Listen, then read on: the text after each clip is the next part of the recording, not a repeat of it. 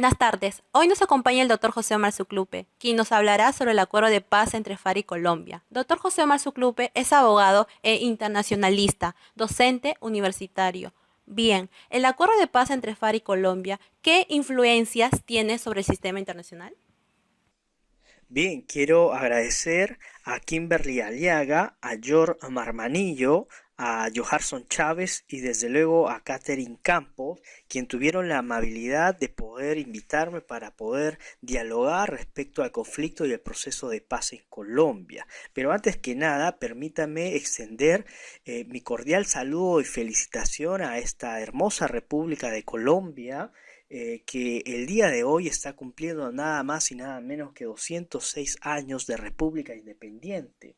Recordemos aquella famosa batalla de Bocayá, que el 7 de agosto de 1819 marca el inicio de la independencia de esta hermosa república. Pero bueno, vamos a hablar respecto al conflicto y el proceso de paz. Y para ello es necesario establecer o retroceder cronológicamente en el tiempo para poder entender el por qué el conflicto en esta hermosa república. Y para ello vamos hacia 1946. Resulta que en 1946 el Partido Conservador va a llegar al poder de la mano de Mariano Ospina, quien va a ganar las elecciones y va a derrotar al Partido Liberal, que era el partido opositor y que lamentablemente en aquella época el Partido Liberal dentro de su seno se hallaba dividido entre los políticos Gabriel Turbán y Eliezer Gaitán. Y como había ganado el Partido Conservador y para evitar los conflictos con el otro partido, este va a otorgar puestos en el Congreso a sus opositores. Pero al no lograrlo en todas las regiones, las disputas entre estos aumentaron. Es así como poco a poco los abusos de poder por parte de los conservadores que estaban en el poder hizo que el Partido Liberal, hizo que los liberales empiecen a comprar armas para la lucha política. Pero va a ser en 1948 cuando va a estallar el conflicto, la violencia en Colombia terminada la Segunda Guerra Mundial. Recuerden que por 1948 el mundo se encontraba dividido entre dos bloques bipolares, por un lado el comunismo soviético y por el otro la democracia occidental.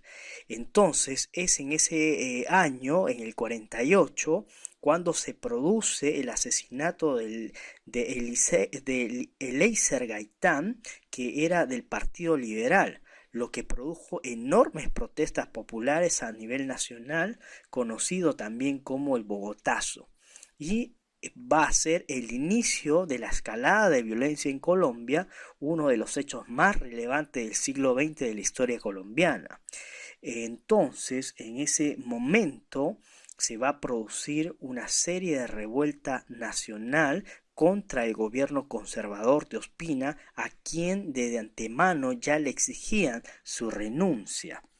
Entonces también debemos recordar que por aquellas épocas, el 30 de marzo de 1948, en Bogotá se inauguraba la novena conferencia panamericana y el objetivo principal de los Estados Unidos era decirle no a los países, no al comunismo por parte de los países americanos, lo que más tarde se va a llamar la OEA. Entonces, paralelamente a esa conferencia se estaba organizando un congreso latinoamericano por parte de estudiantes como respuesta a la novena conferencia panamericana con el fin de protestar contra el intervencionismo estadounidense en el país cafetero. Entonces, este Congreso de Estudiantes estaba siendo promovido por un joven estudiante en aquel entonces, Fidel Castro, quien había llegado a Bogotá y con el cual se iba a reunir con Gaitán y otros estudiantes para hacer una serie de manifestaciones y de posteriormente a emitir sus famosos discursos. Entonces va a ser el 1 de abril de 1948 a la 1 de la tarde cuando se produce el asesinato del político liberal Gaitán por la cual esto va a marcar el inicio de violencia en Colombia. Debemos recordar que la novena conferencia panamericana va a dar nacimiento a lo que actualmente conocemos como la OEA, tras la suscripción del Pacto de Bogotá en 1948. Entonces, tras la muerte de Gaitán, sus seguidores armaron toda una revolución, pero más que una revolución terminó siendo una escalada de violencia, unos contra otros. Entonces, los pueblos se convirtieron en tumbas, se formaron guerrillas liberales y ejércitos conservadores. En ese sentido, este conflicto va a desplazar lamentablemente a civiles colombianos inocentes de sus tierras. Se estima que en este enfrentamiento han muerto más de 300.000 personas. Ya para 1953, ante esta negativa situación, va a llegar al poder mediante un golpe de Estado contra el gobierno conservador de Lauciano Gómez, el general Rojas Pinilla. Entonces, Rojas Pinilla va a decretar una serie de amnistía general y la mayoría de los bandos, tanto liberales como conservadores que habían creado sus propias guerrillas, van a entregar las armas. Y esto sin duda alguna le va a generar popularidad al general Rojas Pinilla, pero que poco a poco esta embriaguez de poder lo va a alejar de las ideas política de los partidos tradicionales, que era el Partido Liberal y el Partido Conservador, ganándose su oposición mucho más férrea, mucho más firme. Entonces, la solución para el general fue excluirlo de la contienda política. Entonces se va a producir una dictadura mucho más represiva y que trajo como consecuencia protestas, bajó el precio del café, la oposición de los partidos liberales y conservadores y de los industriales va a llegar a que la dictadura pues no permanezca por siempre y llega pues a su final. Entonces, el general Rojas Pinilla es depuesto en el poder por esta serie de manifestaciones. Ya para 1958 fue el famoso día del 7 de agosto de este año en que va a entrar en vigor el Frente Nacional, que había sido creado con con el objetivo de poner fin al conflicto bipartidista entre liberales y conservadores. Entonces, esto logran unirse en una suerte para poder realizar mejor las cosas desde el punto de vista político en Colombia. Así que estos dos partidos en el Frente Nacional se van a alternar la presidencia de Colombia durante 16 años. Y aunque la violencia bipartidista sí disminuyó, lamentablemente los conflictos no cesaron. Entonces va a ser que entre 1964 y 1974 se formen las guerrillas de las FARC-EP, la ELN y el M-19, que luchaban influidos por el socialismo, contra la injusticia, contra la exclusión política y contra el dominio de las tierras. Entonces, en un inicio las guerrillas colombianas no tenían pues un armamento sofisticado. Entonces eso posteriormente va a cambiar gracias al elemento de la cocaína, quien con la cocaína van a poder financiar pues y van a lograr armarse. Entonces, en aquellas épocas, entre 1964 y 74, el que podía pagar una extorsión era obligado a pagar la revolución. Entonces llegamos, mis queridos amigos, a 1982 y en aquellas épocas el presidente Belisario Betancur, que era del Partido Conservador, va ante todo este panorama de sangre en Colombia, va a dar inicio a las negociaciones de paz, convocando a las guerrillas. pero lamentablemente, por lo bajo, como podemos decirlo en ese sentido, mientras se hablaba de paz, las FARC lograba ampliar sus frentes mediante extorsiones y mediante la venta de cocaína. Entonces, a esto también debemos sumar la participación de los paramilitares, que eran grupos armados ilegales de extrema derecha que habían sido creados con el fin de combatir a los grupos armados de extrema izquierda, matando a políticos de izquierda, y ellos pregonaban pues ayudar al ejército nacional o el gobierno central a combatir contra la guerrilla.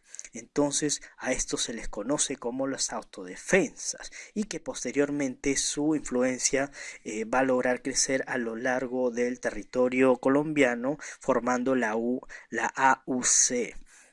Entonces, desde aquella época, ya acercándonos ya a épocas actuales, el gobierno va a decidir emprender una lucha frontal contra el narcotráfico, porque el narcotráfico era el elemento que permitía financiar a estos grupos de guerrilla. Entonces, este enfrentamiento del gobierno colombiano contra el narcotráfico va a encontrar la respuesta del cartel de Medellín. Pablo Emilio Escobar, recordemos que dominaba casi el 80% de la droga a nivel mundial.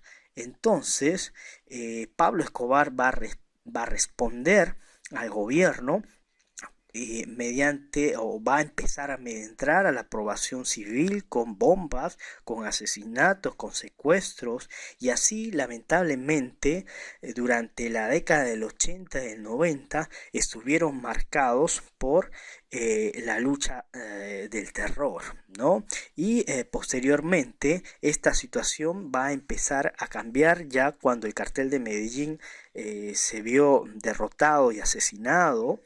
Entonces va a empezar la modernización del ejército colombiano, y sobre todo por los recursos que van a desprenderse de un plan muy interesante, y nuevamente aquí el rol de los Estados Unidos en este país colombiano, porque va a también a financiar y va a repotenciar el ejército colombiano con el fin pues de iniciar la desmovilización de los paramilitares y dar duros golpes a las FARC. Entonces, ante este contexto de guerra asimétrica, porque ya el gobierno colombiano estaba mucho más fuerte, su ejército va a empezar a causar daño a las guerrillas de las FARC. Entonces las guerrillas de la FARC no les va a quedar otra forma que sentarse a negociar, y es a partir del año de 2012 cuando se inician los diálogos de paz entre el gobierno de Juan Manuel Santos y las FARC. Entonces, estas tuvieron lugar primero en Oslo y posteriormente en La Habana.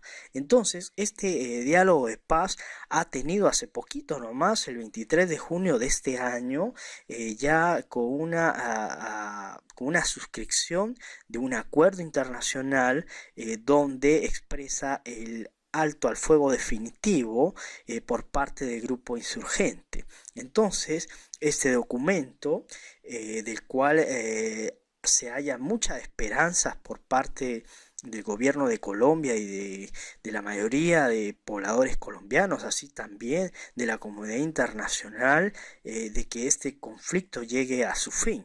En este documento hay 6 puntos importantes, pero de los que cabe destacar, por ejemplo, el desarrollo agrario, la participación política de las FARC en, digamos, en los procesos de elección en Colombia, que va a suscitar naturalmente muchas críticas. Hay algunos que están en contra de que las FARC participen en política, hay otros que no. Naturalmente esto va a originar todo un debate y una tarea no muy fácil para el gobierno y sin ninguna duda en la opinión pública de todos los colombianos.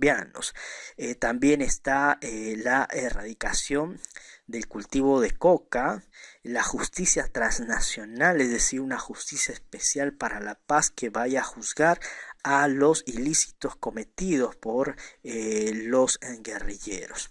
Entonces, ¿qué escenario juega este conflicto y proceso de paz en Colombia. Desde mi punto de vista, vamos a tener de lograrse el avance y sobre todo la buena fe y el cumplimiento de este acuerdo por parte de estos dos sujetos, de estos dos actores, va a ser muy importante porque Colombia ya es hora y ya necesita vivir en paz. Han sido décadas de conflictos, de muertes innecesarias por cuestiones ideológicas, entonces momento que Colombia se reestructure y logre pues encaminarse hacia el desarrollo. Entonces, el primer punto, una Colombia restaurada y que empiece a concentrarse en el desarrollo de políticas públicas para que alcance su desarrollo.